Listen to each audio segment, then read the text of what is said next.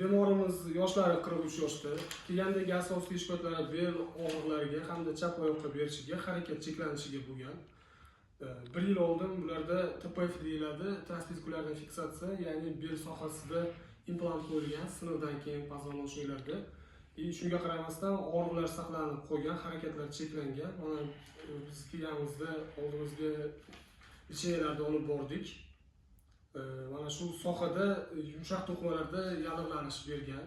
Bugungi kundagi holatimizda og'riqlarimiz pasaygan, harakatlarimiz yaxshilangan. O'zlarining taassurotlarini hozir aytib berishadi.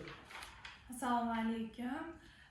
Mana shu kasallik bilan 1 yildan beri olishib kelaman. Lekin menda 1 yildan beri o'zgarish oldiga yurdi-yu, lekin og'rig'im qolmadi. Oxiri shu Meridian klinikasini tavsiya qilishdi. Keldim. Doktorlar juda chiroyli kutib olishdi.